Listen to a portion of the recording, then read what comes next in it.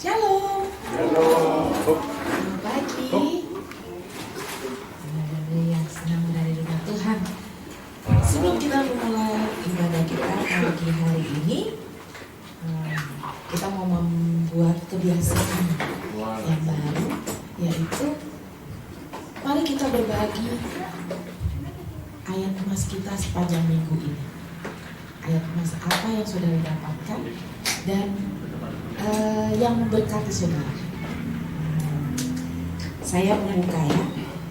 Saya membuka di ayat emas sepanjang minggu ini.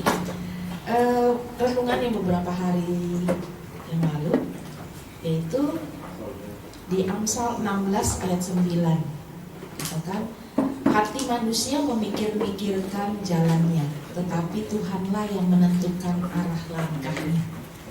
Lalu di renungan itu dikatakan, jika langkah yang Anda jalani hari ini sesuai dengan kehendak Tuhan, maka itu akan terjadi dan tidak ada yang bisa menghentikannya. Tapi jika itu bukan kehendak Tuhan, maka Tuhan punya rencana yang lebih baik bagi Anda. Tetaplah bersyukur dan bersukacita di dalam Tuhan. Nah, di sini saya seringkali masih flashback gitu ya, dan benar-benar ketika kita mengikuti apa yang Tuhan mau, Tuhan buka jalan semuanya, Tuhan membuka jalan semuanya, Tuhan yang memberkati, Tuhan yang menyediakan. Dan kalau mikir lagi, aduh luar biasa ya Tuhan ya, Tuhan sediakan semuanya. Apa yang tidak pernah kita pikirkan itu yang Tuhan sediakan, atau firman Tuhan seperti itu ya. Dan ayat ini memberkati saya.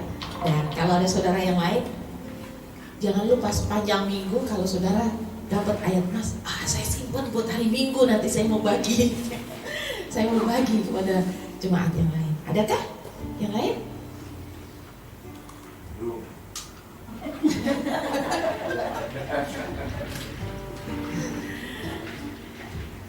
Ada yang lain ayat emasnya, atau mungkin ada kesaksian yang singkat yang saudara mau bagikan?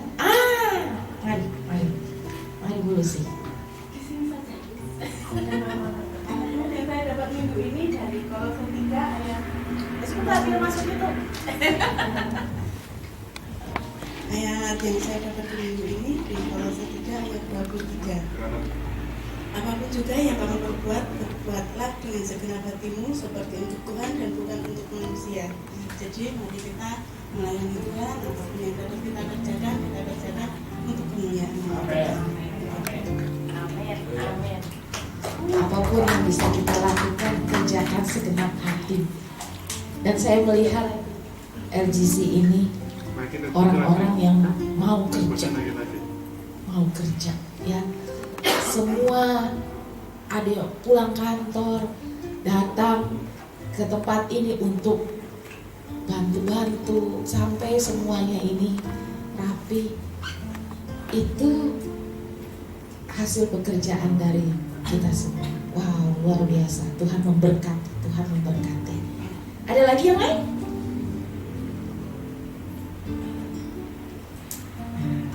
Oke, kalau gitu jangan lupa minggu depan saudara punya ayat emas yang sudah dapatkan sepanjang minggu, bagi-bagi berkat ya. Bagi-bagi berkat itu akan memberkati kita semua yang mendengarnya. Saya diberkati oleh ayat emas evolusi, dan yang lain juga pasti akan memberkati. Haleluya. Saya serahkan kepada Pastor Jeffrey.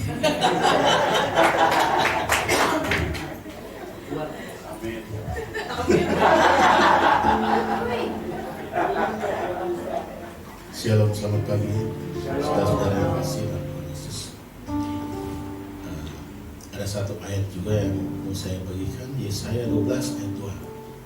Sungguh Allah itu keselamatanku, aku percaya dengan tidak gemetar, sebab Tuhan Allah itu kekuatanku, dan mazmurku ia telah menjadikan aku keselamatanku.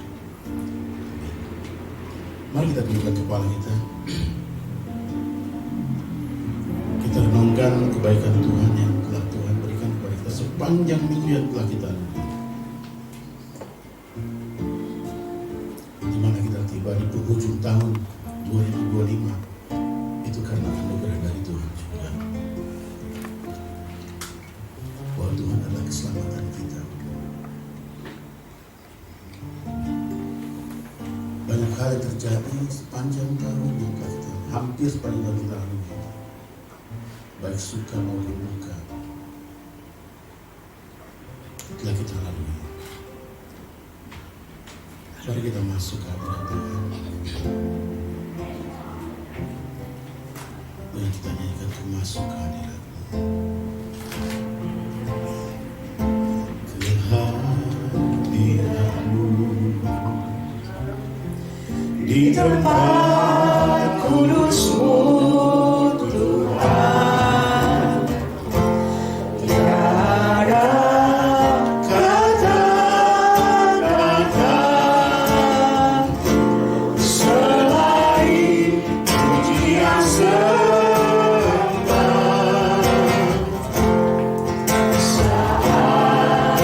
Saat-saat ini alangkah indahnya bersama-Mu selalu memuji dan menyembah-Mu. Engkau Tuhan pujianku, Engkau Tuhan kemuliaanku, kekudusan-Mu penuhi tempat ini.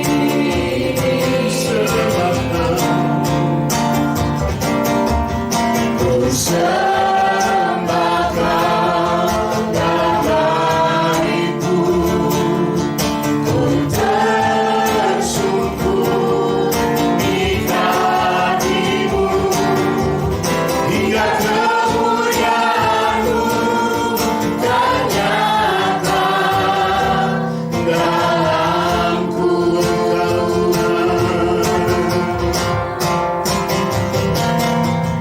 Engkau Tuhan pujianku, Engkau Tuhan kemuliaanku, kekudusan-Mu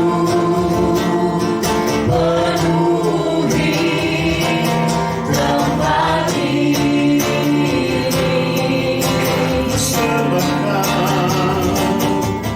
Ku sembahkan nama-Mu, ku tersungkur di hati-Mu, hingga kemuliaan-Mu kan nyata dalamku. Mari kita berdiri, saudara-saudara sekalian.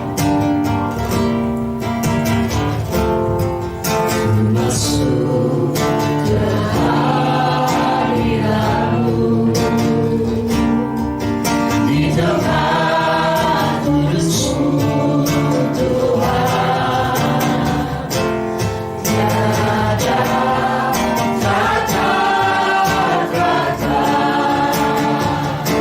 selain pujian sembah.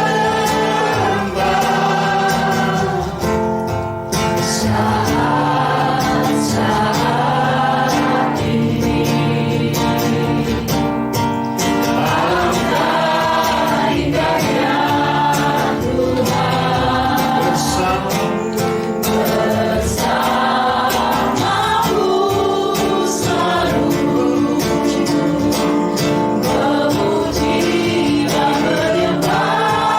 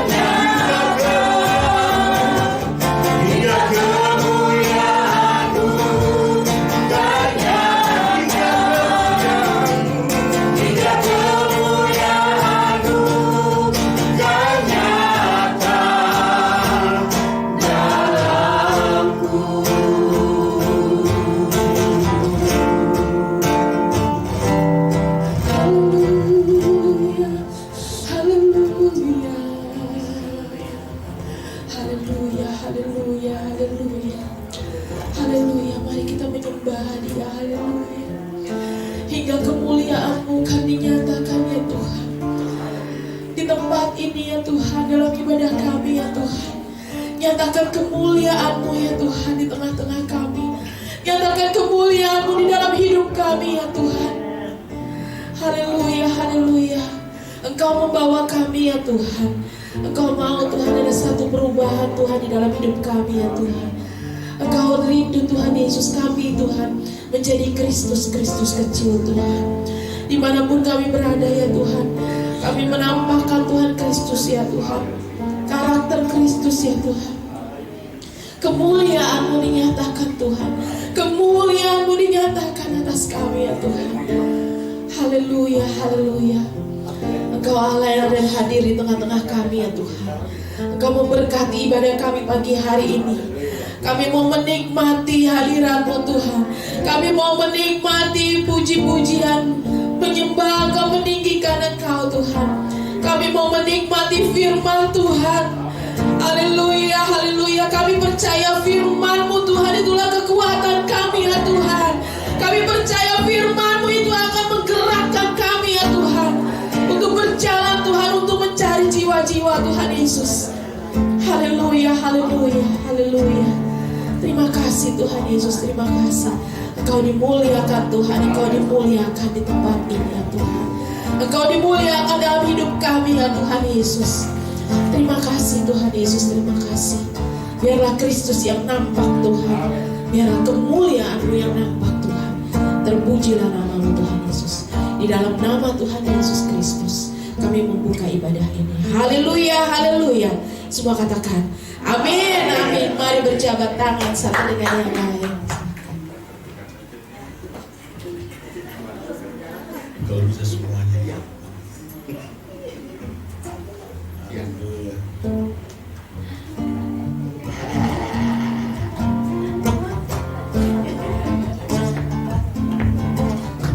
Saya percaya bahwa Allah itu Allah yang baik. Mari kita pujian Allah itu baik. Allah itu baik, sungguh baik bagiku. Ditunjukkannya kasih setianya yang menyediakan yang ku perlukan, menyatakan kebaikan, menyatakan kebaikan, menyatakan kebaikannya padaku. Allah itu baik. Allah itu baik, sungguh baik bagiku. Ditunjukkannya kasih setianya yang menyediakan yang ku perlukan, menyatakan kebaikan, menyatakan kebaikan, menyatakan kebaikannya padaku. Kasih setianya tak pernah berubah, dulu sekarang dan selamanya. Ajaiblah kuasa dalam namanya. Katakan Yesusku luar biasa. Kasih setianya tak pernah berubah, dulu sekarang dan selamanya. Ajaiblah kuasa dalam namanya. Yesusku luar biasa.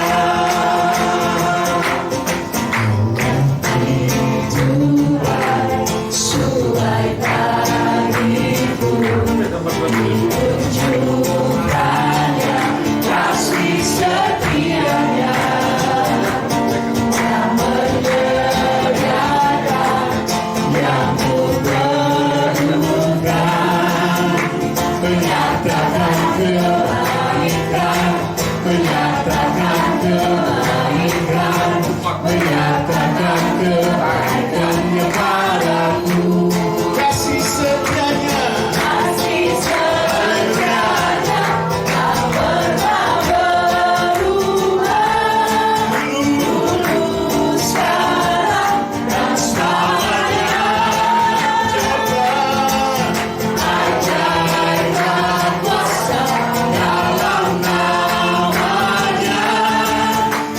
Yesusku luar biasa,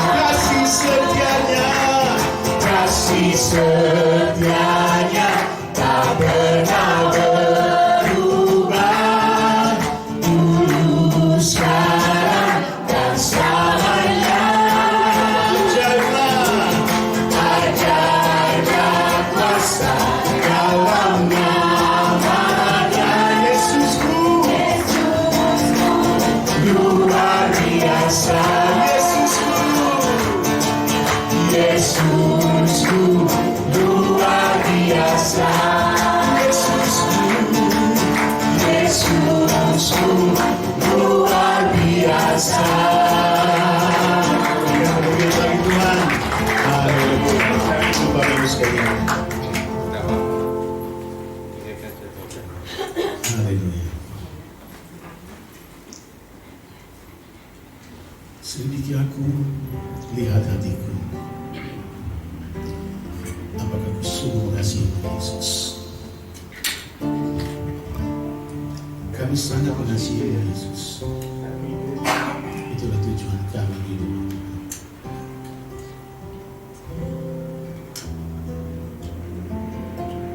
Marilah kepujian ini. Selidiki aku, lihat hatiku. Selidiki aku, lihat hatiku. Apakah ku sungguh mengasihimu, Yesus?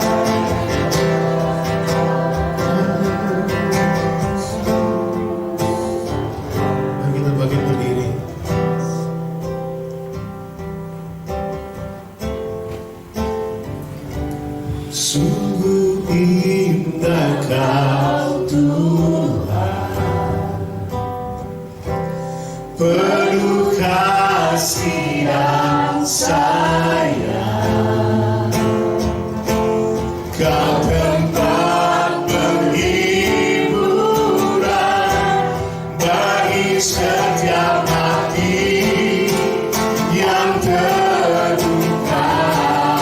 Sungguh indah Kau Tuhan, menara perlindungan. Kau sumber kekuatan bagi semua orang yang membutuhkan. Sungguh indah, haleluya. Sungguh indah Kau Tuhan, penuh kasih dan sayang. Kau tempat penghiburan bagi setiap hati yang terluka. Sungguh indah Kau Tuhan, menara perlindungan. Kau sumber kekuatan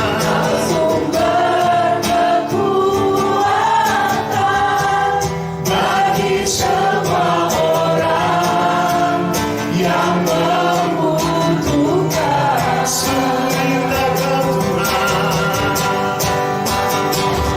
sungguh indah Kau Tuhan, penuh kasih dan sayang. Kau tempat penghiburan bagi setiap hati yang terluka. Sungguh indah Kau menara perlindungan. Kau sumber kekuatan bagi semua orang yang membutuhkan. Sumber kekuatan, sumber kekuatan, sumber kekuatan, sumber kekuatan, sumber kekuatan, sumber kekuatan bagi semua orang yang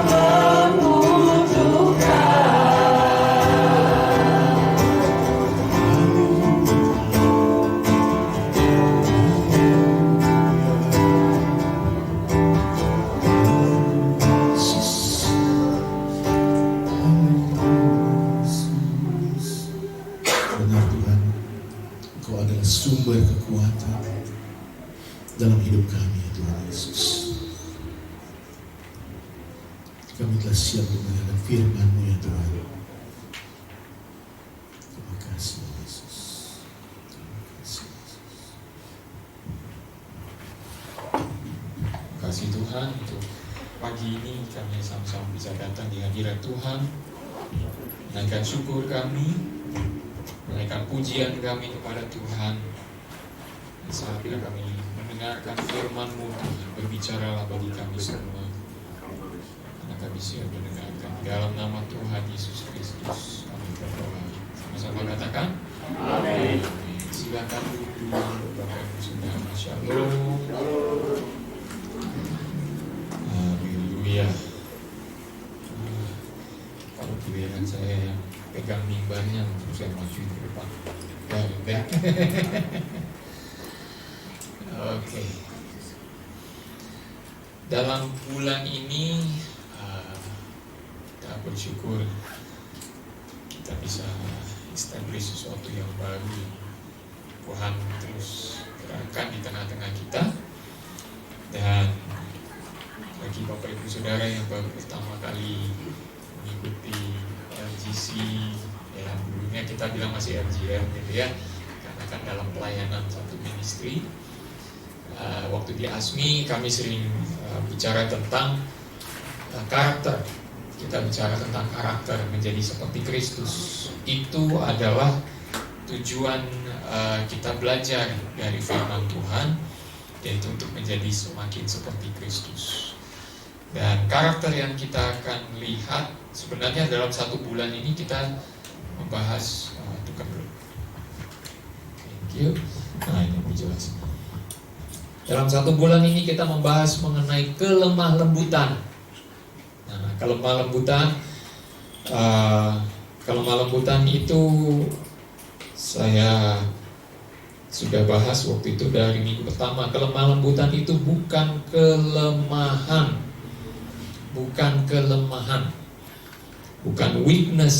Ya, meekness is not weakness. Di situ kita belajar menjadi orang-orang yang memiliki tali kekang terhadap emosi kita, tali kekang terhadap bagian-bagian emosi kita gitu yang harus kita kekang.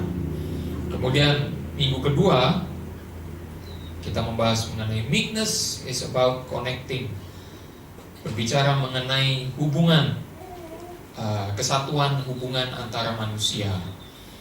Di situ kita bahas juga mengenai kehidupan kita, bagaimana kasih itu tidak menuntut balas, tidak sifatnya agresif.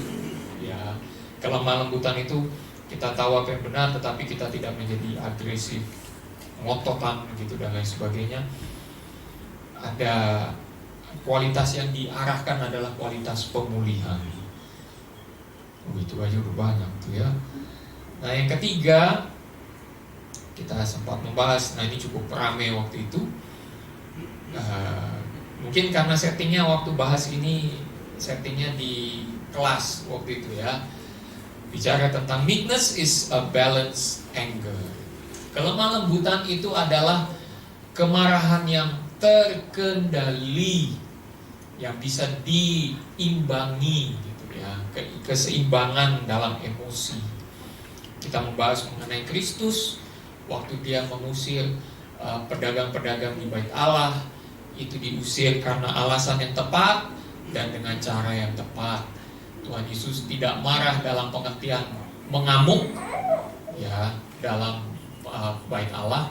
Walaupun kita membaca juga di dalam kitab Yohanes, Tuhan Yesus membuat cambuk dari tali.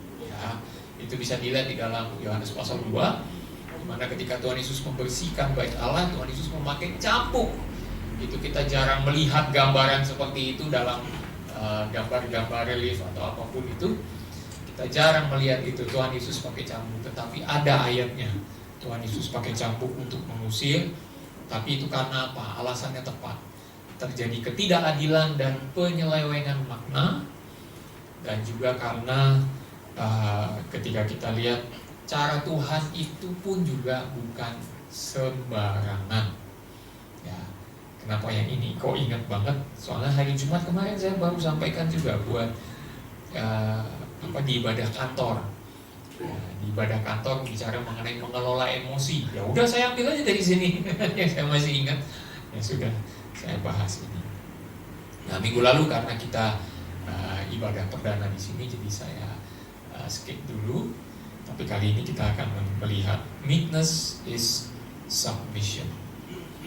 Kelemah lembutan itu berarti penyerahan diri, penundukan kepada Tuhan. Submission dalam pengertian bahasa Yunaninya, meekness atau praus itu punya arti kata rendah hati, tunduk,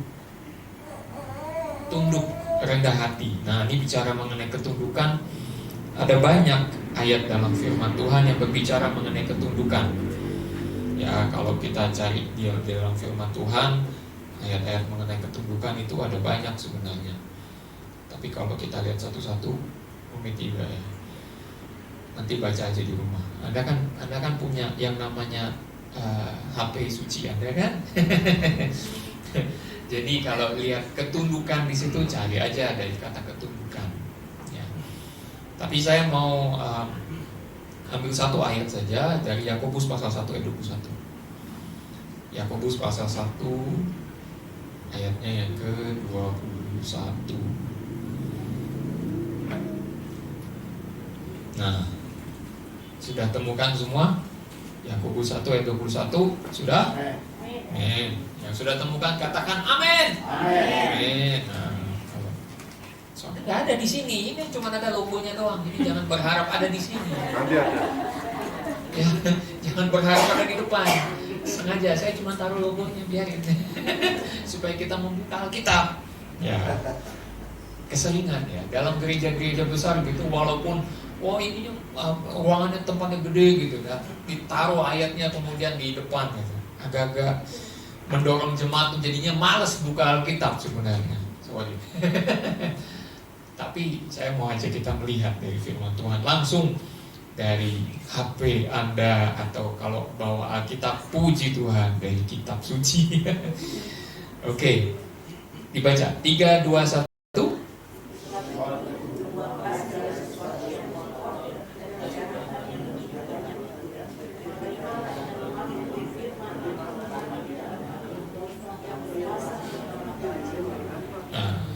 Tapi terimalah dengan apa? Lemah lembut. Nah, itu praus yang dipakai. Sebenarnya terjemahannya keliru dalam LAI. Harusnya dengan kelemah lembutan, harusnya bisa kan gitu. Tapi karena ya nggak tahu ya, mungkin ada kata yang dipakai prauteti kalau nggak salah. Prauteti itu bicara tentang ya ini, lemah lembut, roh yang lemah lembut. Artinya dia itu tunduk kepada apa yang Tuhan mau. Nah, ketundukan dalam kehidupan kita itu saya bagi dalam dua aspek. Satu, ketundukan secara vertikal, artinya tunduk kepada kehendak Tuhan. Nah, tunduk kepada kehendak Tuhan ini paling mudah untuk kita temukan. Contohnya, ini kan udah mendekati besok, udah masuk Natal ya. Ini hari ini tanggal 30 kan? Nah, besok udah tanggal 1. Udah Desember. Jadi ya, saya mendahului dengan ayat yang kita biasa baca ketika Maria dijumpai malaikat. Kemudian malaikat menyampaikan mengenai kelahiran Yesus. Apa yang Maria katakan? Jadilah padaku satu dengan kehendakmu. Itu kelemah lembutan dalam pengertian tunduk kepada Tuhan secara langsung. Tidak AIUEO, nggak tanya-tanya boleh nggak gini-gini, nggak. Ya boleh lah nanya-nanya, nggak masalah. Tapi kemudian ujung-ujungnya adalah memang mau menundukkan diri kepada kehendak Tuhan.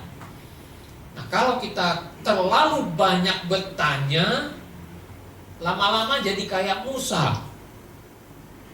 Ya, Musa itu ujung-ujungnya tunduk, tapi awalnya, tengah-tengahnya nggak enak. Dia kasih banyak alasan. Dalam Keluaran pasal 2, pasal 3, Anda akan lihat perjumpaan Tuhan dengan Musa pertama kali dengan apa yang menyala? Semak belukar yang menyala ya. Nah itu bahasa aslinya bukan terbakar, bukan, tapi bercahaya.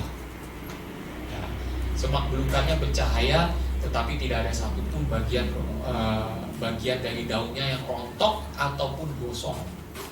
Ya, saking bercahayanya. Nah lalu ketika Musa berjumpa dengan Tuhan, Tuhan memanggil dia untuk membebaskan bangsa Israel.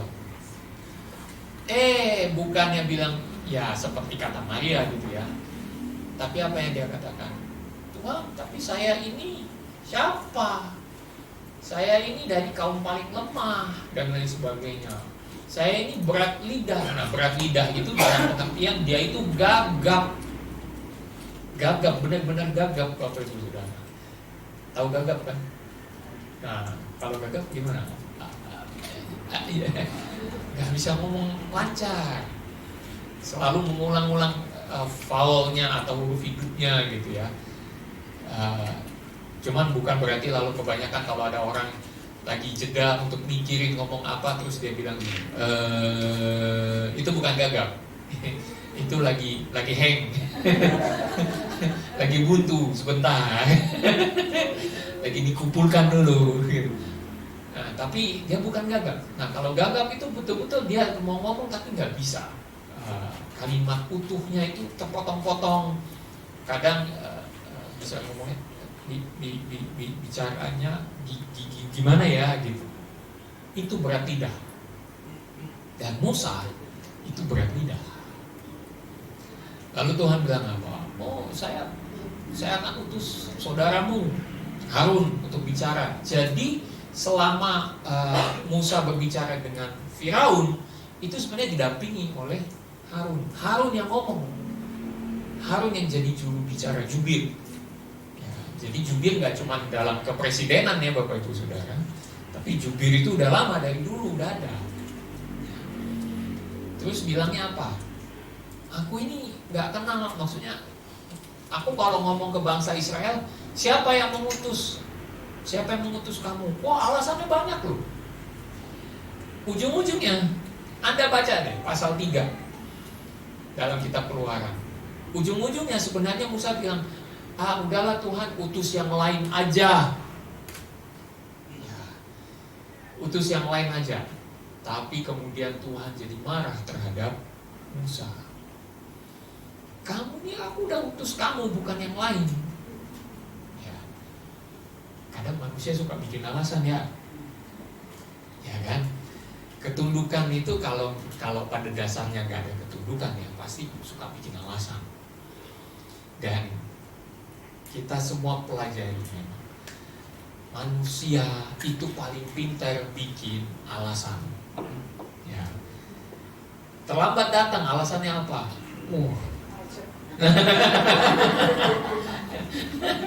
Apalagi selain macet kan terlalu sering gitu ya. Apalagi misalnya ada ini perbaikan jalan gitu kan. Kemudian apalagi perbaikan jalan kayaknya masih kurang gitu kan. Tambahin lagi alasannya apa? Bannya hilang. Kesiangan. Waduh, kesiangan mah ketahuan dia. Males kan ya. Macam-macam lah. Ya kan, alasan kita selalu pintar buat alasan.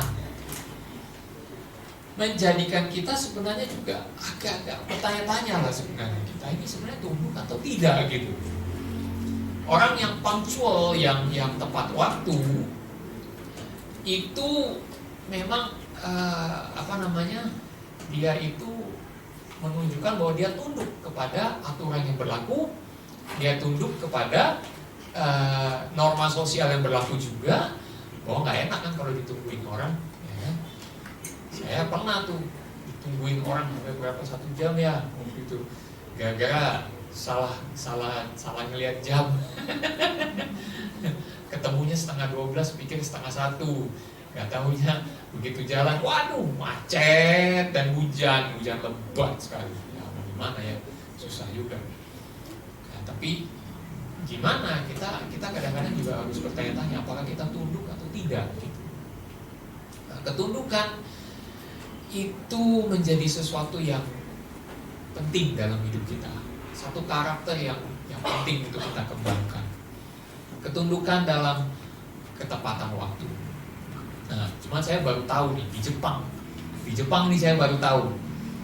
Datang on time pas, janji jam 9, muncul jam 9. Itu justru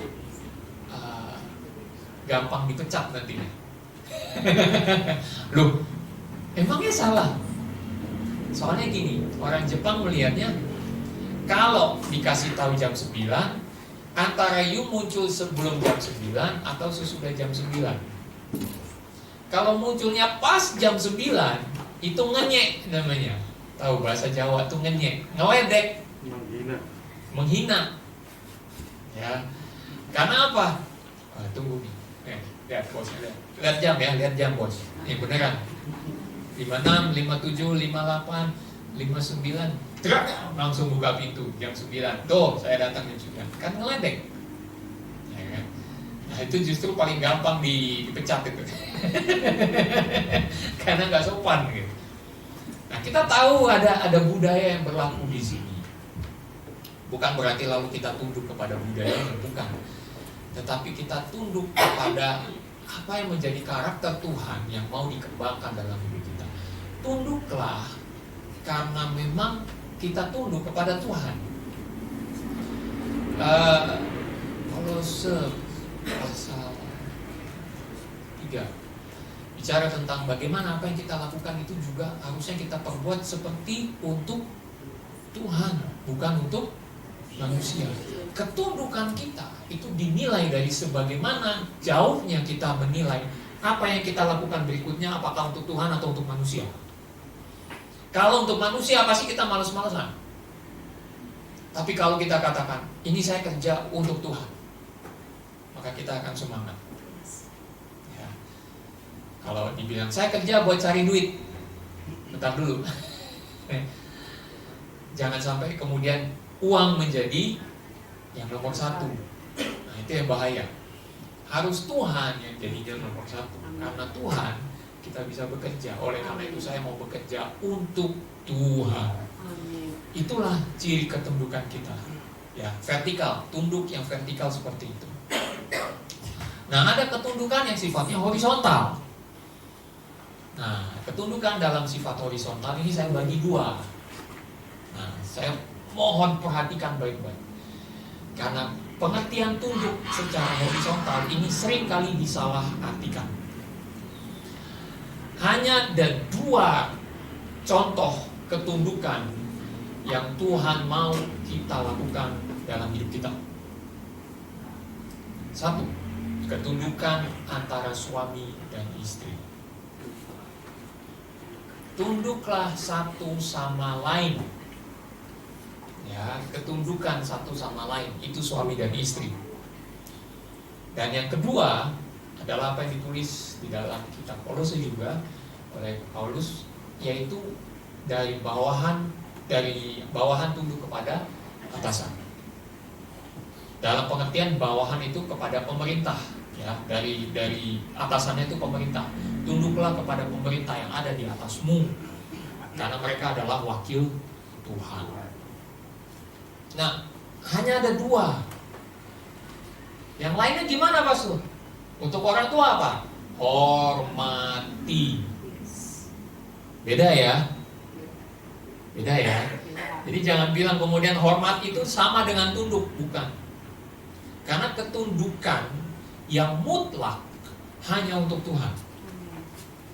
Tetapi ketundukan kita kepada sesama itu karena kasih. Paham? Maksudnya begini, kenapa kita mau tunduk kepada suami? Ya, istri tunduk kepada suami. Suami juga tunduk kepada istri. Dalam pengertian itu saling menghormati satu sama lain, dua-duanya. Bukan tunduk begini ya. Ya, ketemu suami tunduk, ya, ketemu istri tunduk gitu. Enggak, bukan begitu caranya. Tapi tunduk artinya saling menghormati satu sama lain. Kalau kita menghormati satu sama lain, berarti kan kita juga ya lihat apa kata-katanya, dengarkan. Kalau memang ada yang perlu dipertanyakan, ya bicara baik-baik, ya kan. Nah, tetapi dalam pengertian orang tua dan anak, hormatnya yang dulu, bukan masalah ketundukannya. Hormat artinya apa? Oke, saya menghormati kau sebagai orang tua, orang yang lebih tua dari saya dengarin dulu. Gitu. Jadi kita nggak main timpalin apa segala macam, tapi kita dengarkan dulu dan kita juga bahas dengan orang tua. Nah, ini yang seringkali disalah mengerti. Kamu harus menghormati orang tua, artinya orang tua ngomong apa, tunduk. Tapi kita menghormati orang tua karena kita mengasihi orang tua. Ya, mengasihi orang tua, jadi kita katakan, oke, kalau memang ada yang salah dari pengertiannya orang tua, ya kita benarkan. Amin. Jangan kemudian kalau orang tuanya salah lalu kita biarkan aja, keluarganya salah semua nanti. Tapi kalau memang salah dan harus dibenarkan, ya benarkan dalam pengertian diskusi. Oke? Nah, jadi pengertian tunduk orang tua, anak, hubungan suami istri. Terus yang kedua, pemerintah. Nah, dalam kaitannya dengan pemerintah. Kenapa kita harus tunduk? Karena ada hukum-hukum yang berlaku di situ. Kita nggak suka misalnya dengan presidennya, terus kita nggak mau taat lah sama hukumnya, kita langgar aja lampu merah. Apa jadinya? Ngerti maksud saya? Protesnya nggak begitu caranya. Kalau memang nggak setuju dengan pemerintah ya jangan protes. Pokoknya kalau dibilang nggak boleh masuk, saya main masuk aja nyelonong gitu. Kan enggak. Paham maksudnya? Ada hukum yang berlaku, tunduklah kepada hukum yang berlaku. Karena ketundukan terhadap hukum yang berlaku itu membawa kesejahteraan juga buat kita. Gitu. Nah, pengertian ini sering dicampur adukan. Dan sorry to say ya, mohon maaf sekali, banyak sampai ini masuk ke gereja, masuk sampai ke dalam gereja harus tunduk kepada pendetanya. Pendeta bilang A, semua harus A. Pendeta bilang B, semua harus B. Ada ayatnya. Wah. Udah perang ayat kan? Waduh, gawat ini. Ketundukan seperti itu gak bagus. Kenapa? Karena itu menuntut ketundukan mutlak yang harusnya kita tujukan kepada Tuhan, bukan untuk manusia. Manusia sebenarnya tidak layak mendapat ketundukan mutlak dari sesamanya. Karena sesama manusia, ketundukan mutlak kita hanya kepada Tuhan sebagai Raja di atas segala raja. Amin. Itu ketundukan mutlak kita. Jadi kelemah lembutan yang saya mau kita cakup di sini adalah ketundukan yang jelas, yang mengerti artinya. Dalam hubungan dengan sesama, kita tunduk karena kasih. Tetapi dalam hubungan dengan Tuhan sendiri, kita tunduk mutlak. Tuhan bilang A, kita ikut A. Tuhan bilang B, kita ikut B. Jadi masalah adalah gereja suka mengatasnamakan pemimpinnya sebagai Tuhan. Ini saya ngomong aja belak-belakan. Ya. Ini bahaya besar. Ketundukan mutlak tidak layak sebenarnya untuk pemimpin gereja. Gak boleh. Karena pemimpin gereja pun bisa salah. Yang tidak bisa salah hanya Tuhan saja. Makanya kita tunduk mutlak. Taat. Ya. Tapi kalau manusia tidak, jangan seperti itu. Kita tunduk karena kita mengasihi. Kita mengasihi pendetanya, makanya kita ikuti. Kalau memang ada yang gak setuju, kita bilang sama beliau, katakan tidak kalau sebenarnya itu ya. Artinya kita boleh berbeda pendapat. Gak apa-apa kan? Iya kan? Gak masalah. Kita ini boleh berbeda pendapat. Yang jelas, walaupun kita beda pendapat, tapi kita saling mengasihi. Paham ya? Jadi ketundukan kita adalah karena kasih. Bukan karena disuruh, bukan karena harus. Itu tuh semua dua kata yang sifatnya mutlak. Harus disuruh, tidak ditawar-tawar lagi. Kali orang di pasar aja boleh nawar. Ini di gereja, wah harus tunduk mutlak. Ya. Lalu ada juga ayatnya mengkategorikan, wah ayat ini bicara tentang gereja, jadi gereja harus harus ada ketundukan terhadap gereja. Ini yang terjadi sebelum abad 15. Dalam sejarah gereja, waktu itu dalam pengertian gereja Katolik secara umum ya, di Eropa, semua jemaatnya harus tunduk apa kata ya pendeta bilang apa. Nah itu bahaya itu. Karena sejarah gereja sudah menunjukkan itu, Bapak Ibu Saudara, Makanya di abad ke-15 muncul orang-orang seperti Martin Luther yang gak setuju, dan kemudian mereka berani untuk menyatakan itu. Dan puji Tuhan, baru-baru ini di dalam gereja Katolik, ini saya sampaikan aja karena memang sudah umum disampaikan. Dalam gereja Katolik sudah dikumandangkan oleh Paus sendiri bahwa Maria tidak lagi dipandang sebagai yang menolong dalam keselamatan manusia. Ya, bukan sebagai yang menolong untuk kita bisa berhubungan dengan Tuhan, tidak. Tapi hanya Tuhan satu-satunya penyelamat manusia. Nah, itu butuh ratusan tahun untuk bisa sampai kayak gitu. Terus ada yang nanya ke saya, lalu gimana Pastor dengan doa Maria dan lain sebagainya? Itu kita tunggu deh. Ya, kita tunggu kelanjutannya gimana. Tapi yang jelas sudah ada maklumat seperti itu, bahwa Maria tidak dipandang lagi sebagai yang menolong, yang membantu manusia masuk dalam keselamatan.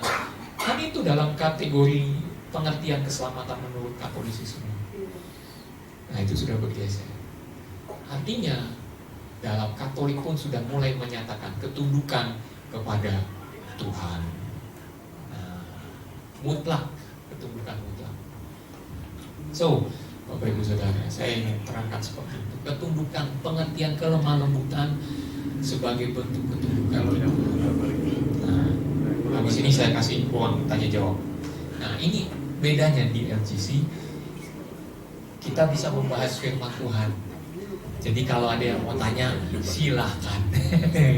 Ya, kalau ada yang mau tanya silahkan. Tapi ya nggak semua gitu ya harus dibahas. Satu-satu nanti kalau misalnya nggak cukup waktunya ya kita stop aja. Oke, bicara tentang ketundukan, kita menerima dengan lemah lembut firman Tuhan. Nah, ini dalam kaitan dengan vertikal ya.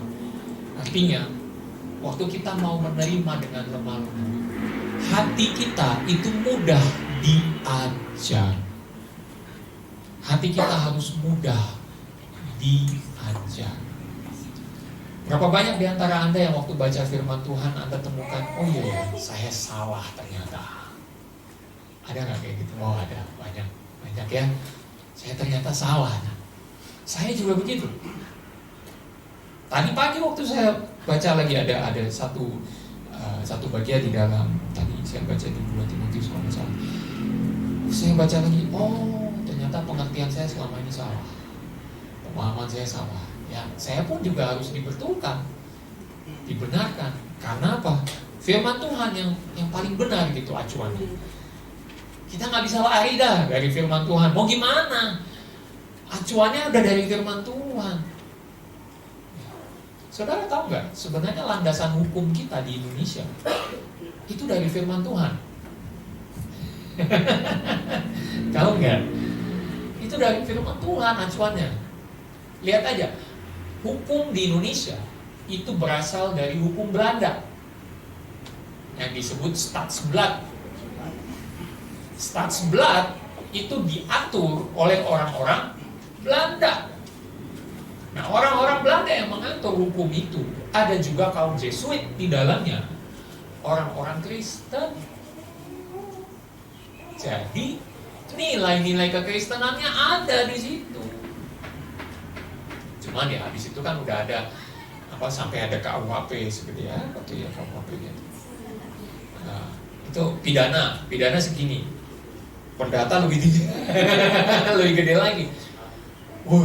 Ratusan pasal, ribuan pasal, ini yang bacanya. Tapi dulunya itu simple saja, sederhana, Stadsblad. Itu acuannya dari firman Tuhan. Jadi firman Tuhan itu dasar dari hukum yang ada di Indonesia dan juga negara-negara lain. Oleh karena itu kita nggak bisa kemana-mana. Kalau kita tahu bahwa firman Tuhan itu ya dan amin dalam hidup kita, maka biarlah hati kita itu seperti tanah liat yang mudah dibentuk gitu. Jangan udah jadi keramik gitu, nggak bisa diapa-apain, udah nggak bisa dibentuk. Anda kalau mau buat keramik sesuai dengan keinginan Anda, ya harus dari tanah liat. Jangan buat keramik atau pot yang udah jadi gitu. Udah jadi mau diapain lagi ya? Mau nggak mau mesti dipecahin. Mau nggak mau harus dipecahin. Jadi kalau hati Anda keras untuk diajar oleh Tuhan, siap-siap sebentar lagi akan dipecahkan. Kenapa? Karena itu yang Tuhan mau, ketundukan mutlak. Jangan ditawar-tawar kalau soal firman Tuhan.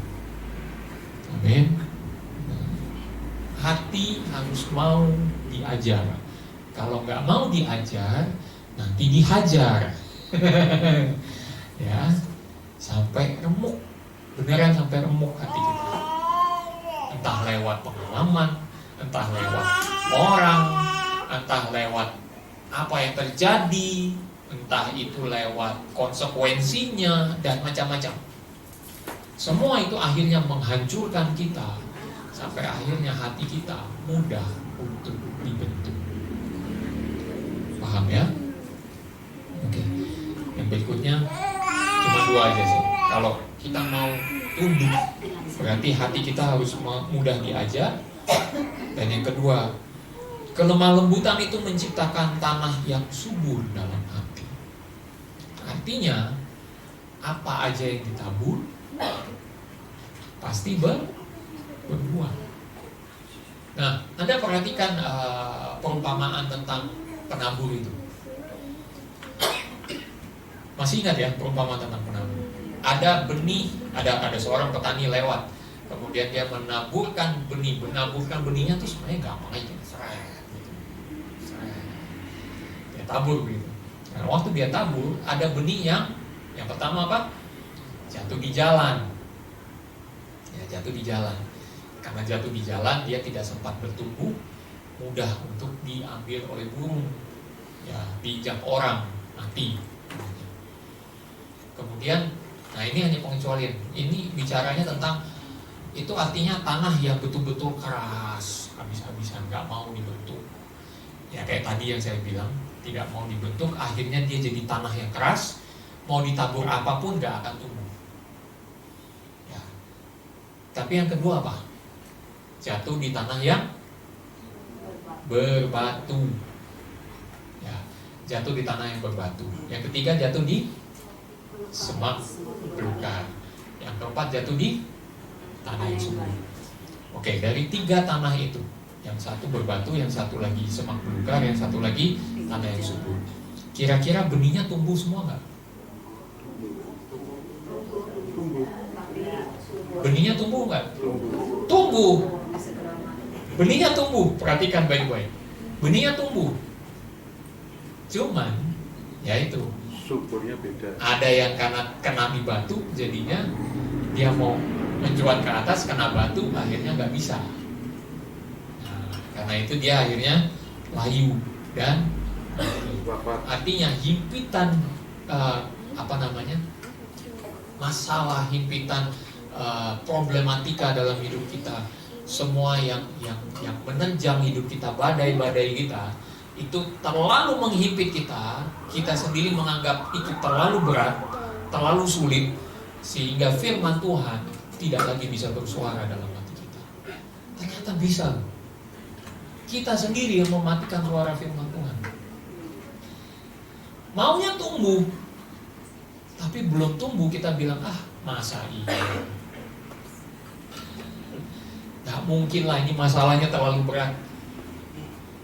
Nanti waktu pengumuman saya kasih tahu apa yang membuat ini sebenarnya. Ya akhirnya Tuhan buktikan bahwa ternyata tidak ada masalah yang terlalu berat. Ya.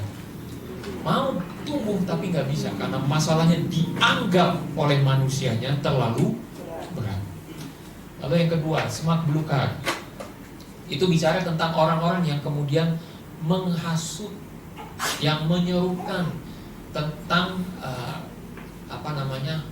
firman Tuhan itu nggak bener lah, masa sih yang bener aja, nggak realistis. Saya paling agak-agak, bukan anti ya, tapi paling agak-agak gatel kuping saya kalau ada orang yang bilang, wah realistis dong, firman Tuhan nggak selalu bisa dipraktekkan. Oh itu Bahaya itu. Ya. Orang yang terlalu realistis tidak bisa melihat bahwa ada kebenaran firman Tuhan yang bekerja dalam hidup kita. Orang yang terlalu realistis itu semuanya adalah orang-orang yang mengkerdilkan kuasa Tuhan. Realistis boleh, tapi jangan terlalu realistis sampai kemudian mengerdilkan firman Tuhan. Nah, bilang enggak mungkin lah itu terjadi. Ya, firman Tuhan itu kan cuma terjadi waktu dulu. Itu nggak mungkin terjadi sekarang. Jadi bukan ini omongan-omongan orang yang berusaha untuk menganggap bahwa firman Tuhan itu sesat, firman Tuhan itu nggak benar dan lain sebagainya. Itulah semak belukar. Dan di dalam Matius ada perumpamaan juga di mana ketika penabur itu menaburkan di dalam semak belukarnya dengan gandumnya itu tumbuh bersama-sama. Tumbuhnya bareng-bareng. Tapi apa yang terjadi? Pada saat waktunya tiba, akan dicabut dua-duanya, yang gandum akan ditaruh di lumbung, yang semak belukar akan dibakar. Pada akhirnya mereka yang berkata anti kepada firman Tuhan, semuanya akan terbakar habis. Ya. Dan yang ketiga, tumbuhnya di tanah yang subur. Nah, inilah kelemah lembutan. Kelemah lembutan artinya membuka semua batu itu dan semak belukar itu pokoknya ditebang semua, dibabat habis semua, dibuka semuanya hatinya supaya subur. Kita jangan biarkan masalah kita melebihi firman Tuhan. Kita jangan biarkan omongan orang itu menghasut pikiran kita. Izinkan Tuhan berbicara lebih dulu. Saya punya dosen di sekolah Alkitab di Malang. Itu unik banget orangnya. Oh, pintar luar biasa. Dia itu dikenal dalam sarjana Pentakosta karismatik sebagai salah satu orangnya itu hanya S2, tapi otaknya itu otak yang bisa ngalahin S3 sebenarnya. Saya dibimbing oleh beliau waktu itu orangnya udah meninggal, Pak Rukeni. Pak Rukeni ini orangnya unik banget. Dia bisa tahu gitu. Saya punya skripsi dibimbing oleh dia, dan dia yang provide materinya buat saya. Saya kadang-kadang bingung nih materinya apa. Pak Rukeni ada nggak masukan buat saya ini? Saya bingung nih materinya apa. Oh gini, kamu ke perpus, kamu ambil di section ini bicara tentang ini, bukunya itu judulnya ini dia sebutin judulnya. Lalu nanti kamu akan lihat di halaman sekian bab ini, kamu akan temukan di bagian tengahnya itu bicara tentang itu, bagian itu. Saya pengen tahu nih benar apa enggak. Saya naik ke atas langsung, saya cari bukunya. Kalau nggak salah namanya Arthur Pink, kalau nggak salah itu penulis Arthur Pink. Saya tuh lihat bukunya, saya ambil bukunya, saya lihat, bener loh. Misalnya halaman 236 gitu, halaman 236, bener ada loh di situ. Saya baca, oh iya paragrafnya ini. Tapi saya mesti baca ke belakang lagi. Oh yang lebih ngena sih halaman sebelumnya, tapi ya udahlah, saya ngerti, saya paham maksudnya. Dan dia punya metode setiap kali dia mau menyampaikan firman Tuhan. Dia bilang gini, atau setiap pagi lah, waktu dia renungan pagi, dia bilang, setiap kali saya renungan pagi, ini depan kelas. Setiap kali saya renungan pagi, saya buka Alkitab di tangan kanan saya, dan saya pegang koran di tangan kiri saya. Semua kan pada bingung, maksudnya apa Pak? Maksudnya, saya mau firman Tuhan yang lebih dulu bicara ketimbang saya baca koran dulu. Kenapa koran saya taruh di tangan kiri? Supaya saya lebih fokus ke tangan kanan saya. Tangan kanan saya kan yang lebih dominan. Jadi saya akan lebih fokus kepada tangan kanan saya. Saya akan lihat firman Tuhan bicara apa. Saya baca itu dulu, Baru habis itu saya lihat tangan kiri saya. Oh, koran bicara begini. Misalnya koran bicara tentang, wah ini dolar lagi hancur gini. Oh enggak, firman Tuhan bilang, Allahku akan mencukupkan aku. Oh, itu menenangkan hati dia. Itulah ketundukan mutlak kita kepada firman Tuhan.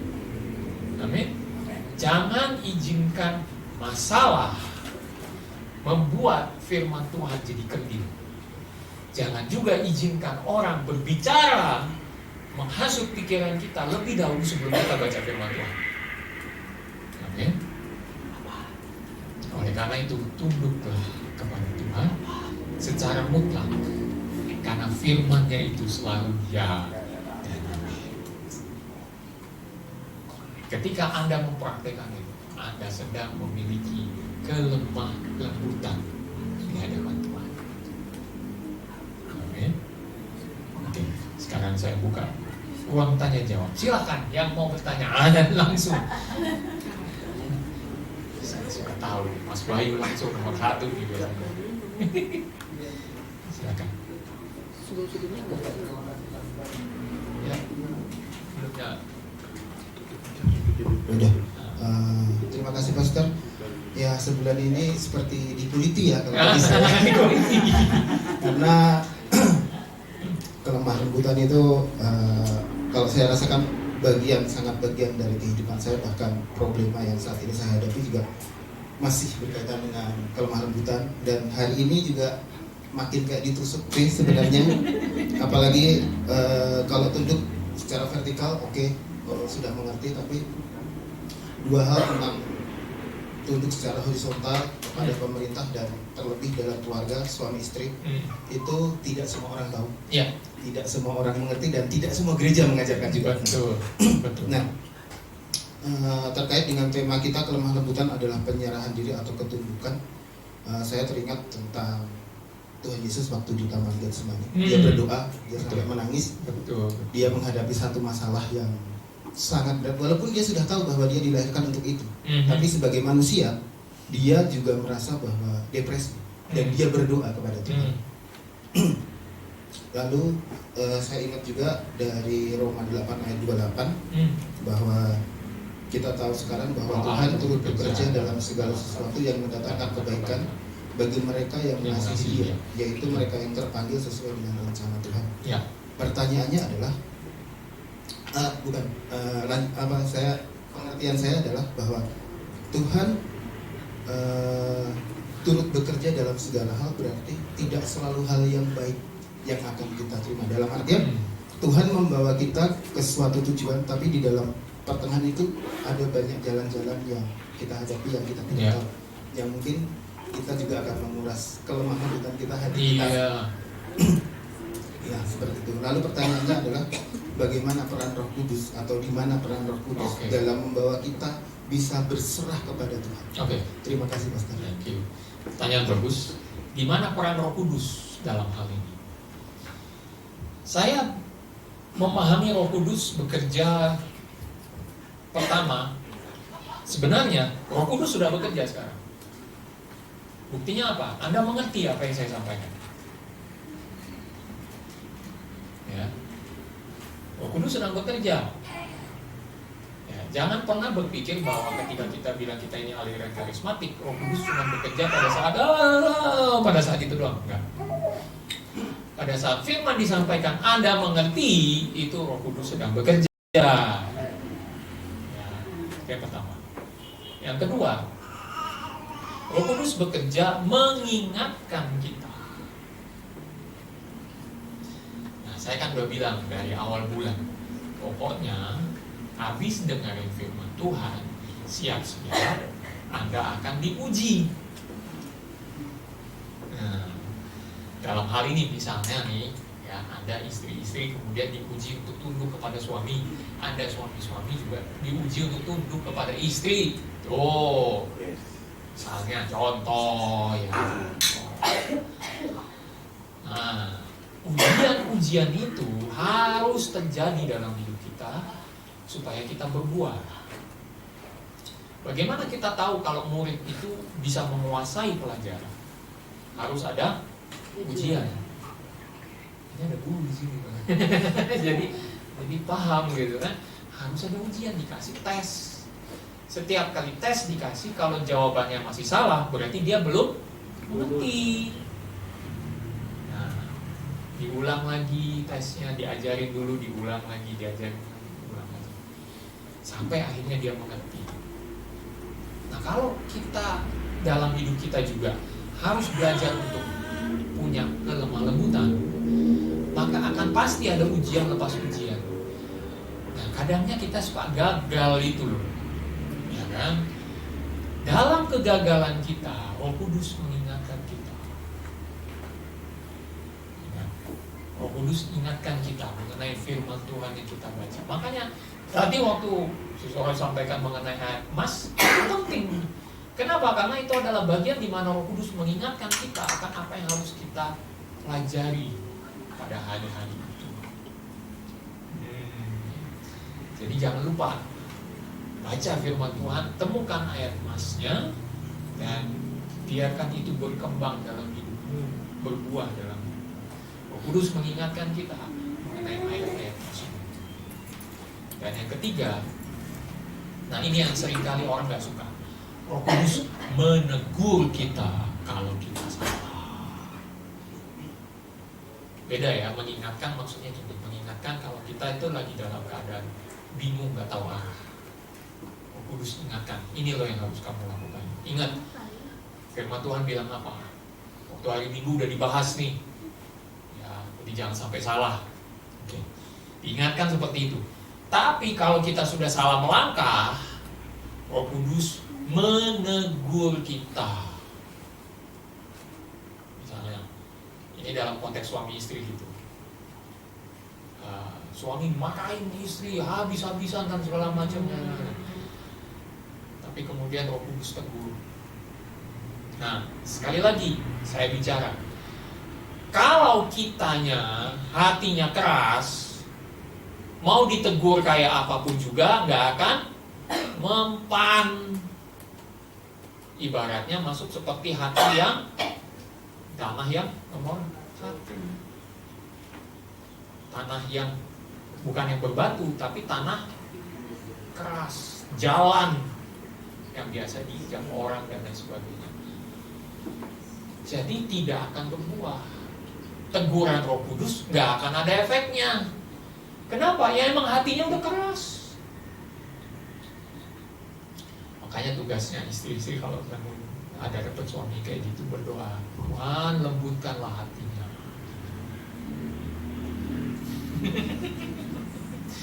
Tuhan lembutkanlah hatinya, jamah hatinya. Kalau boleh hancurkan hatinya. Waduh, patah-patah semua. Apa yang Tuhan mau kerjakan, kerjakanlah Tuhan. Yang penting hatinya akhirnya jadi lembut lagi. Ya.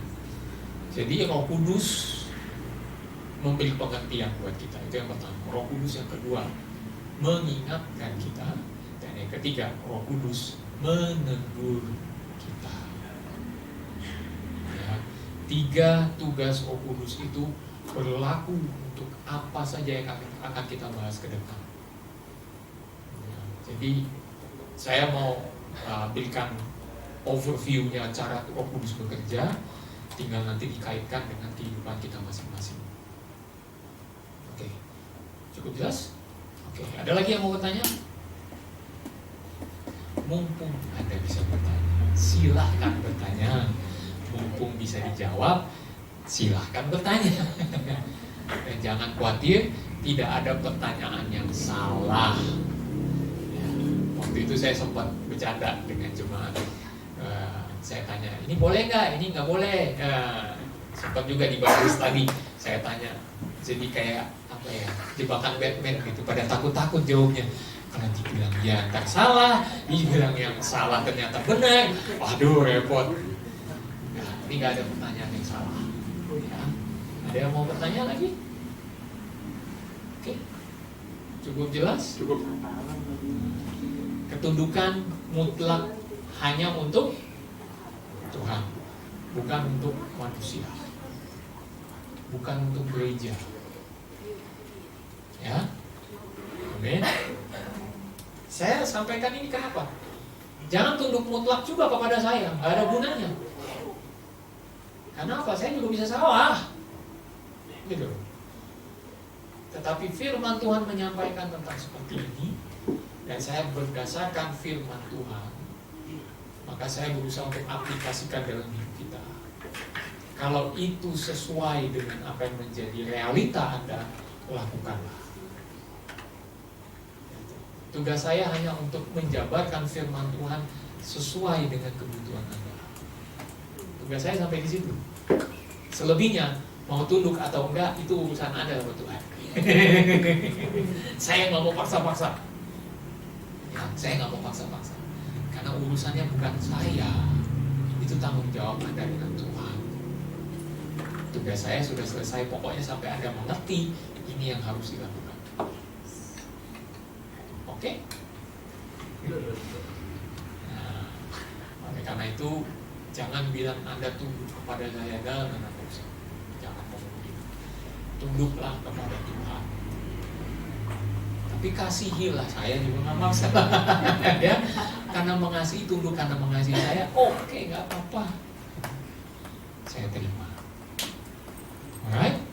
Nah, ini yang saya mungkin agak-agak belak-belakan saya sampaikan karena banyak gereja tidak mengajarkan ini. Dan Anda terima langsung dari firman Tuhan seperti ini, dan Anda bisa cek, bisa cross check di rumah, cari ayatnya dalam firman Tuhan. Apakah ketundukan itu memang berlaku hanya dua aspek itu saja, satu vertikal, satu horizontal, dan yang horizontal itu berlaku dua aspek saja untuk hubungan keluarga suami istri dan untuk kita kepada pemerintah. Cek aja. Nggak apa-apa. Alright. Semua bisa paham? Semua bisa mengerti? Oke. Mari kita berdoa. Tuhan Yesus, terima kasih Tuhan untuk firman-Mu yang Kau ajarkan kepada kami mengenai kelemah lembutan sebagai submission kami kepada Tuhan, sebagai ketundukan kami kepada Tuhan. Tuhan, kami menyadari untuk bisa mencapai satu titik seperti Maria katakan, jadilah kepadaku seperti kehendakmu, seperti yang Kau katakan. Itu adalah satu titik yang sulit untuk kami capai, Tuhan. Karena pada dasarnya kami mau berjalan dengan keinginan kami. Kadang kami juga tidak peduli dengan keinginan Tuhan. Karena kemauan kami jauh lebih keras daripada firman Tuhan. Hati kami sudah menjadi terlalu keras, sampai-sampai tidak ada benih yang tumbuh di situ. Tuhan, ampuni kami kalau selama ini kami mengeraskan hati kami. Ampuni kami Tuhan kalau selama ini kami tawar-menawar dengan Tuhan seperti Musa, yang kemudian pada awalnya dia menolak untuk menerima panggilan Tuhan, tetapi pada akhirnya dia mengikuti juga. Tuhan, ampuni kami. Kami tidak mau berurusan seperti Musa, harus mendapat peringatan dari Tuhan terlebih dahulu. Ampuni kami Tuhan.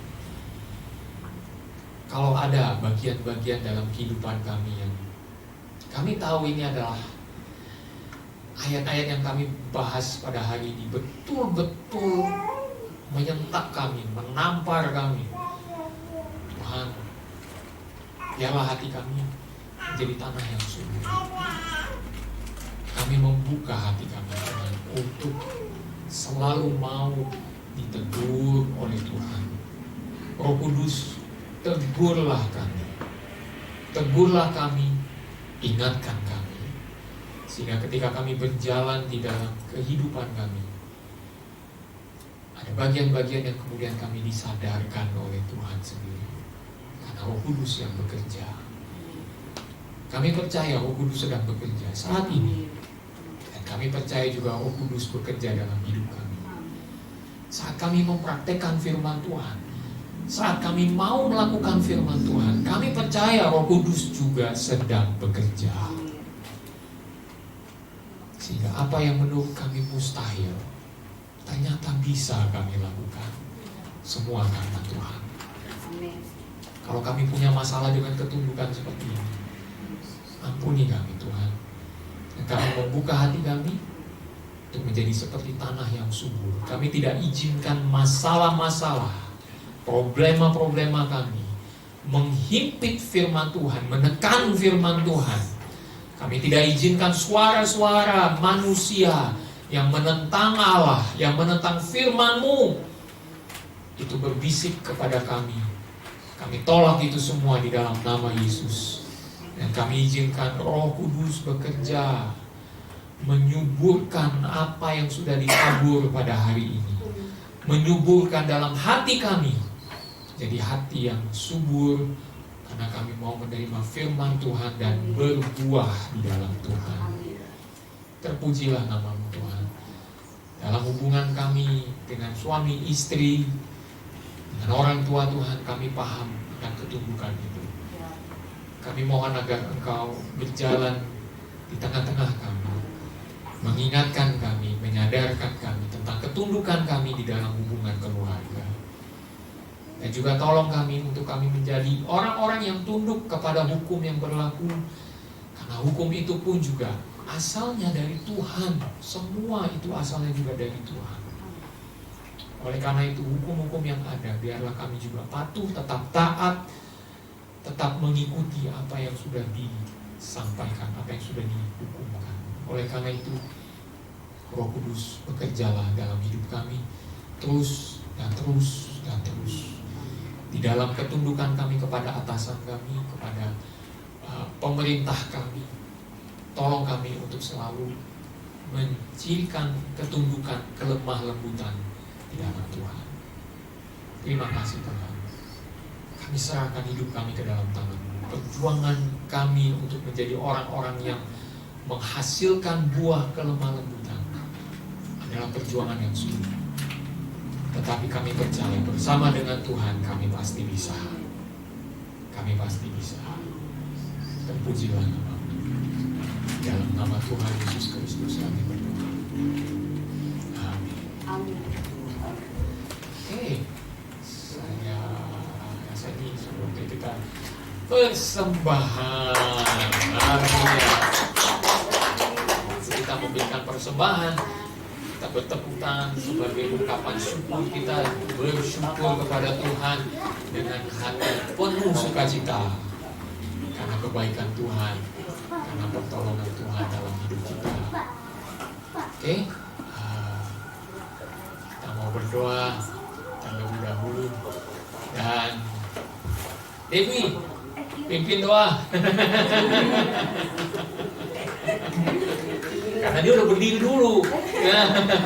Pimpin doa untuk persembahan juga. Bapak yang terkasih, mari kita satu dalam doa. Bapa di dalam surga, kami datang kepadamu Tuhan di pagi ini mengucap syukur untuk kebaikan Tuhan, pemeliharaan dalam hidup kami. Tuhan Yesus, bagian dari ibadah ini adalah kami memberi untuk Engkau. Tapi Tuhan, dengan sadar kami katakan semua yang kami punya datangnya daripada-Mu. Apa yang kami berikan ini Tuhan Yesus tak mampu membalas semua pengorbanan yang Engkau berikan bagi kami.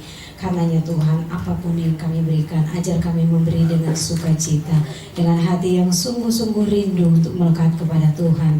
Sebab Tuhan, apa yang kami beri ini bisa saja membuat kami melekat. Harta kami, apapun Tuhan, kebendaan pada kami. Tapi Tuhan Yesus, pagi ini Tuhan kami mau terus belajar bahwa apa yang kami berikan kepada Tuhan harus kami lepaskan dengan rela, karena itu semua akan dipakai untuk pekerjaan Tuhan. Terima kasih Tuhan, berkati setiap kami yang memberi apapun yang kami berikan termasuk hidup kami, pakailah untuk kemuliaan nama-Mu. Dalam nama Tuhan Yesus kami siap memberi. Haleluya, amin. Thank you juga. Jangan kapok-kapok ya, Den. Saya suka bercanda nih. Oke, Bapak Ibu Saudara, sambil kita memilih, saya ingin menyampaikan tadi yang saya sudah sempat singgung. Dalam pengumuman Anda akan lihat bahwa tidak ada masalah yang terlalu besar bagi Tuhan. Ada satu pengumuman yang saya sampaikan, Bapak Ibu Saudara, apa yang Anda lihat sampai sejauh ini semua adalah anugerah Tuhan. Anugerah Tuhan. Dalam persiapan LGC dalam 2 minggu atau 3 minggu ini, ternyata total penerimaan dari semua sumbangan yang ada itu berjumlah 86 juta. 86 juta. Kalau waktu kami mulai ini, kami nggak tahu bakal segede ini. Tapi Tuhan kasih. Dan saya mau kasih tahu ini kenapa. Jangan sampai ada orang di belakang sana nanti, bukan belakang ini ya, tapi di belakang di luar gitu maksudnya ya. Di luaran sana akan bicara, oh itu dari mana dananya dan lain sebagainya. Saya mau kasih tahu, tidak ada satupun yang kami tilep korupsi, nggak ada itu. Itu semua berkat Tuhan. 86 juta itu semua berkat Tuhan. Saya punya buktinya. Itu semua berkat Tuhan. Tidak ada itu dari kami curi sana curi sini, tidak ada. Ya itu berkat Tuhan semua. Dan total pengeluaran sampai saat ini, ya yang terakhir belum diupdate, tapi nggak apa-apa lah. Saat ini sudah 70 juta. Jadi ini semua kursi, karpet, AC, ya ini juga peredam dan lain sebagainya, dan ya macam-macam lah. Itu semua totalnya sampai 70 juta. Kalau tahu 70 juta itu dari mana dananya gitu kan, ternyata Tuhan cukupkan semua. Ya masih ada surplus 15 juta. Tapi ya kalau kita lihat masih ada yang kurang memang. Tapi nggak apa-apa, pelan-pelan nanti kita akan lengkapi. Soalnya apa? Ini keyboardnya masih minjem Bapak Ibu Saudara. Masih minjem. Ya nggak enak juga kalau terlalu lama. Tapi ya yang memberikan, yang meminjamkan ini bilang nggak apa-apa, pakai aja dulu. Ya kita masih nggak terlalu perlu kok. Ya oke lah. Cuma lama-lama mikir-mikir ya perlu di-upgrade juga ya. Ya sudahlah, nanti kita sediakan lah. Belum lagi misalnya kalau ada yang bermain drum itu, ini ternyata ada pemain drum di tengah-tengah kita. Ya kemarin baru ngeliat videonya, bagus juga main drumnya. Ya nanti next, kalau ada drumnya, drum elektriknya gitu ya, nanti dia juga main gitu. Nah itu belum lagi misalnya ada AC di belakang, itu baru indoornya aja Bapak Ibu Saudara. Jadi AC-nya nggak bisa dipasang, nggak bisa dinyalakan, itu yang di belakang tuh. Ya, di belakang itu belum bisa dinyalakan karena apa? Outdoornya nggak ada.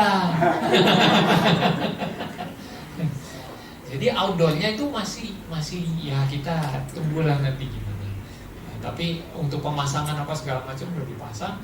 Ya misalnya outdoornya mau dipasang juga, orangnya nanti tinggal datang, itu udah masuk dalam pembiayaan yang 70 juta itu. Jadi ini semua berkat Tuhan, Bapak Ibu. Sama ruangan sekolah minggu, kita belum ada kursi. Ya untuk saat ini masih karpet, ya nggak apa-apa lah karpet, nggak masalah. Tapi kita belum ada kursi untuk anak-anak. Ya untuk proyektor udah ada. Ya ini ada proyektornya di sini, nanti masih apa bisa dipakai juga. Tapi yang lain-lain belum. Nah ke depan kita akan banyak. Ya para leaders. Ya, thank you sudah membantu sampai sejauh ini. Tapi nanti kita akan ngobrol panjang lebar juga tentang bagaimana kita mengembangkan pelayanan di sini. Ya, pasti akan ada pelayanan untuk anak-anak, oke? Pelayanan untuk anak-anak, pelayanan untuk youth. Nah, saya dengan istri kemudian bilang, oh kita bikin namanya apa? Live, depannya live. Karena ini kan live streaming church kan. Nah kalau untuk anak-anak nanti namanya live kids. Untuk youth-nya nanti Live Youth namanya. Jadi depannya dikasih kata live saja untuk mencirikan ini dari pelayanan LGC. Ada lagi, oh ada Live Women juga. Para wanita nanti Live Women. Ya. Mana-mana yang bisa berjalan dulu, oke. Saya nggak bilang, oh harus ini dulu, harus itu dulu. Nggak, kita lihat mana yang siap duluan. Kalau mau luncuran barengan sama-sama, ya sudah, nggak masalah juga. Gitu. Nanti kita akan lihat sampai sejauh mana. Apalagi? Live Man gimana? Nanti ada kali ya, Live Man kita bikin lagi nanti ya. Live Man. Sekarang streaming dulu. Nanti Live Man adanya di mana? Bukan di sini. Ngopi-ngopi nanti semua. Live Women-nya shopping-shopping. Iya, Tanah Abang udah ke pasar pagi, tinggal ke sana. Pasar pagi sana. Oh iya ke sana gitu kan. Mall dekat. Gampang kan. Ya akses Tanah Abang deket. Ya kan. Tamrin City apalagi gitu. Ya udahlah. Jadi Live Women, Live Kids, Live Youth dengan Live Men nanti ya. Live streaming juga. Live streaming. Live streaming ya oke lah, nggak apa-apa. Ya untuk saat ini saya bisa sampaikan mengenai dana ini supaya Bapak Ibu Saudara tahu ini semua berkat Tuhan, semuanya berkat Tuhan. Dan, iya, proposal yang dibuat waktu itu nggak sempat disebar, nggak sempat, dananya udah muncul duluan. Nggak sempat disebar, masih ada tuh di rumah ya. Iya proposal. Iya dan sama pengeluarannya 70 juta ternyata. Sesuai dengan ekspektasi, pengeluaran budgetnya itu dalam proposal ditulis 70 juta dan betul. Ya dan masih ada sih beberapa hal yang lain mesti beli sana beli sini, ya nggak apa-apa. Pelan-pelan kita cukupkan. Puji Tuhan, semua karena anugerah Tuhan. Ya. Kemudian pengumuman berikutnya, next. Natal Life Giving Ministry bersama dengan mereka yang ada di belakang Stadion JIS. Stadion JIS ya, bukan sekolah JIS, lain. Stadion JIS. Soalnya ada yang ketukar. Oh itu sekolah ya, bukan. Ini stadion. Akan kita adakan tanggal 20 Desember 2025 di tempatnya langsung di belakang Stadion JIS itu ada satu tempat ya bisa dibilang ya tempat umum lah yang memang ada anak-anak Tuhan di situ dan kita akan melayani khusus untuk kaum remajanya yang memang mereka dalam usia kerja juga. Nanti kita akan mau tolong mereka bagaimana supaya mereka bisa punya pekerjaan dan lain sebagainya. Tapi paling tidak kita mau perkenalkan diri kepada mereka. Dengar-dengar sih katanya ada yang mau dibaptis. Itu masih ada nggak ya kira-kira ya? Aduh, Debbie-nya nggak ada. Nggak tahu, Debbie yang tahu soalnya. Debbie yang masih ada. Masih ada ya? Ada yang masih mau dibaptis ada ya? Iya. Ada. Oke. Kalau gitu ya siap-siap nanti kita akan pikirkan mengenai baptisannya. Tapi ya jangan di Kalisunter juga Pak. PLTU dekat betul. Jadi ingat Naaman. Backgroundnya sama. Kalau Naaman 7 kali mencelupkan sembuh. Ini sekali mencelupkan gatal-gatal. Kembali. Ya. Karena masih ada, jadi nanti kita akan berkoordinasi dengan mereka. Nanti keluar sertifikat baptisannya nanti dari LGC. Ya, dari LGC.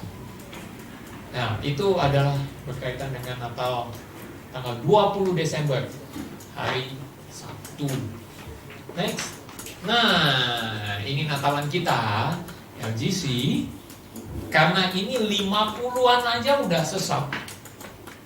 Jadi kita pakai gedung PGI lantai 3. Tanggal 25 jam 9 pagi. Jam 9 pagi kita adakan Natal 25 Desember hari ini hari apa? Kamis. hari Kamis, ya, hari Kamis di PGI, gedung PGI lantai 3. Jangan ke lantai 5, lantai 5 kosong. Lantai 3, ya, lantai 3 kita adakan Natalan di situ. Dan siapa tahu nanti kita bisa makan-makan juga ya. Nggak tahu deh, nanti kita pikirkan lah. We'll see. Kita lihat nanti bagaimana. Berdoa saja supaya Tuhan cukupkan semua. By the way, untuk Natalan JIS tinggal sedikit lagi ya ternyata ya. Dananya tinggal sedikit lagi, terkumpul semua budgetnya untuk Natalan JIS. Karena kita akan bagikan, ada banyak hal yang kita akan bagikan juga buat mereka. So, puji Tuhan untuk budgetnya tercukupi sejauh ini. Tinggal dikit lagi ya. Ya, pokoknya tinggal dikit lagi. Kalau mau tahu berapa, tanya si Sora. Oke, itu saja. Ada lagi pengumuman yang lain? Nggak ada? Oh, yang mau ikut untuk Natalan JIS tanggal 20, tolong daftarkan diri ya. Ke siapa? Ke Debbie aja. Ke Debbie. Hari ini Debbie jadi bintang utama kayaknya. Maaf Debbie. Nanti daftarkan diri ke Debbie kalau Anda mau ikut Natalan JIS ya, dengan jam berapa tapi itu kalau nggak salah jam 10 pagi ya, jam 10 pagi. Jam 10 pagi udah langsung di sana atau jam 10 pagi? Oh, acara di sana jam 10 pagi. Ya, acara di sana jam 10 pagi. Masuknya itu dari belakang atau dari stadionnya? Dari stadion. Dari belakang ya. Bung David yang tahu sih.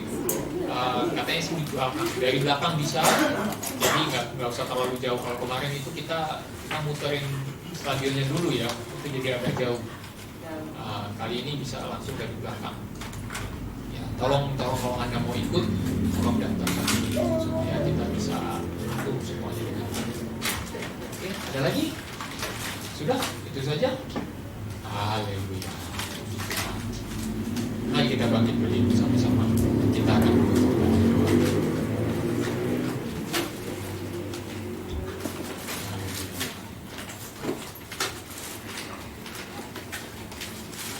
Ada satu mungkin pokok doa yang mungkin kita mau doakan. Untuk keluarga Anda yang mungkin Anda tahu hatinya keras. Hatinya keras. Yang tadi saya sempat singgung mengenai hati yang keras dalam keluarga. Saya mau ajak kita berdoa untuk mereka yang dalam keluarga kita itu hatinya keras. Kita tahu hatinya keras. Dikasih nasihat apa dari firman Tuhan apa, nggak pernah mau didengerin. Malah yang ada marahin balik. Kalau Anda tahu orang-orang itu, mari kita berdoa buat mereka. Doakan satu saja. Tuhan, tolong lembutkan hati mereka. Mari kita berdoa sama-sama. Ingatlah wajah mereka di dalam benak Anda dan mulailah berdoa bagi dia. Satu orang saja, doakan dia. Haleluya, haleluya, haleluya, haleluya. Oh Tuhan,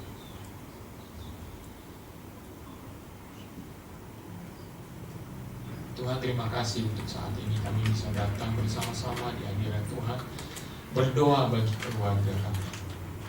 Kami tahu Tuhan dalam keluarga kami ada satu anggota keluarga kami yang begitu keras hatinya. Tuhan, kami tahu, kami mengalaminya sendiri. Dan kami merasa kadang-kadang tidak berdaya Tuhan menghadapi kekerasan hatinya. Tapi firman-Mu Kau tanamkan di hati kami. Dan Kau rindu untuk itu berbuah di dalam hidup kami. Biarlah buah pertama yang kami akan petik adalah dengan kami mendoakan anggota keluarga kami yang terus mengeraskan hati. Tuhan, kalau ada di antara keluarga kami yang mengeraskan hati untuk menerima Engkau sebagai Tuhan dan Juru Selamat, kami berdoa Tuhan, lembutkanlah hatinya. Kiranya dia bisa mengenal Engkau sebagai Tuhan dan Juru Selamat pribadinya.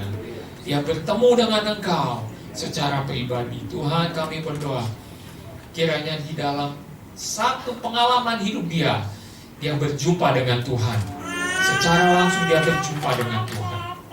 Dan kami berdoa Tuhan kiranya itu terjadi dalam waktu dekat ini, ketika dia melihat bahwa ada perayaan Natal yang terjadi dalam sebulan ke depan ini, hatinya pun terbuka untuk menerima Engkau sebagai Tuhan dan Juru Selamat.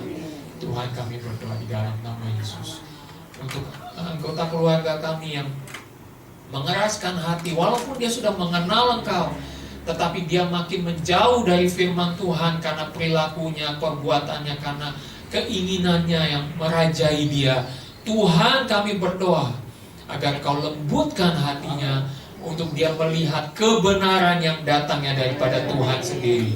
Engkaulah Tuhan satu-satunya yang kami harus tunduk mutlak, dan oleh karena itu dia pun juga harus tunduk mutlak kepada Tuhan. Kami berdoa firman-Mu kiranya bisa tertanam dalam hatinya, dilembutkan oleh karena ada Roh Kudus juga yang bekerja dalam hatinya. Tuhan, kami berdoa melalui hidup kami menyampaikan tentang Kristus, tentang kasih kepada Dia juga, tentang kebaikan Tuhan kepada Dia juga, sehingga akhirnya hatinya dilembutkan. Tuhan, kami berdoa agar pada saat itu tiba, firman Tuhan akan tertanam dan menghasilkan buahnya. Biarlah roh lemah lembut itu, kelemah lembutan itu akan tertanam di dalam hidup dia. Inilah hidup kami yang kami persembahkan kepadamu Tuhan. Bicaralah bagi kami semua di dalam kehidupan kami hari lepas hari, di mana kelemah lembutan itu harus terjadi dalam hidup kami. Kalau Engkau menghendaki kami untuk berbuah dalam keluarga kami, saling menghormati satu sama lain, Tuhan, biarlah itu terjadi dalam hidup kami. Ketika Engkau juga menghendaki kami untuk bisa tunduk kepada atasan kami, kepada pemerintah kami, ketundukan itu pun juga karena kasih kami kepada mereka. Terpujilah nama Tuhan. Kasih-Mu tertanam di dalam hati kami, menghasilkan buahnya, kelemah lembutan itu. Terpujilah nama Tuhan. Pada akhirnya ketika kami akan pulang dari tempat ini, Tuhan, biarlah Engkau bersama-sama dengan kami di dalam kehidupan kami, menyatakan kemuliaan-Mu di tengah-tengah kami. Terpujilah nama Tuhan. Pada akhirnya Bapak Ibu Saudara, angkatlah tanganmu dan terimalah anugerah dari Allah Bapa, kasih karunia dari Tuhan Yesus Kristus, penyertaan Roh-Nya yang kudus menyertai kita semua dari saat ini sampai Maranatha, Tuhan Yesus akan datang kembali. Yang percaya sama-sama katakan amin. Tuhan Yesus memberkati Bapak Ibu Saudara. God bless you all.